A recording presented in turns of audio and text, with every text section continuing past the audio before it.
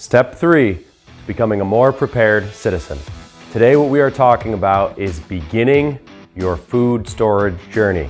And I know this seems intimidating for some people for some reason, but it really doesn't need to be.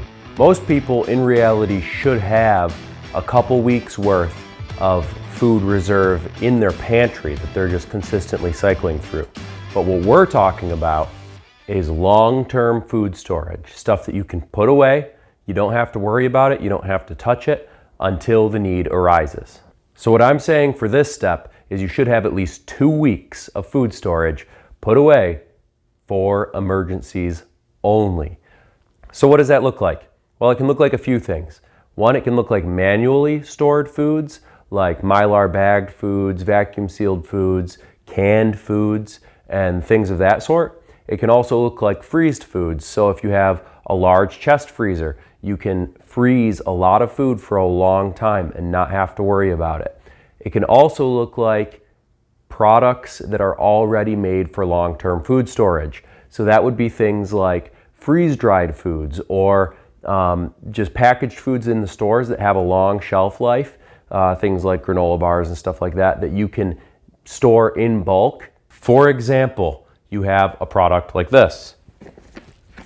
This is Ready Hour's 4-week food supply. This is sold by My Patriot Food Supply. Not a company that I have any relationship with whatsoever, but I do like their product and that's who I go through when I purchase their food. I've done a little bit of research and I think that they have the best bang for buck for a lot of their products.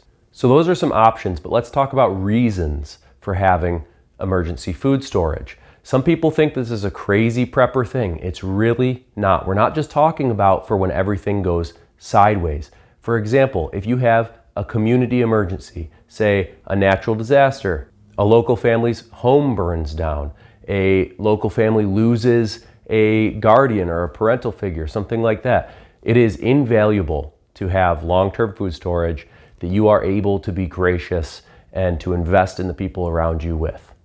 Now, 2 weeks isn't that much. Like you just saw, that one bucket is 4 weeks worth of food. So if you want to do it that way, get ahead of the curve for some of these next steps, that's just fine.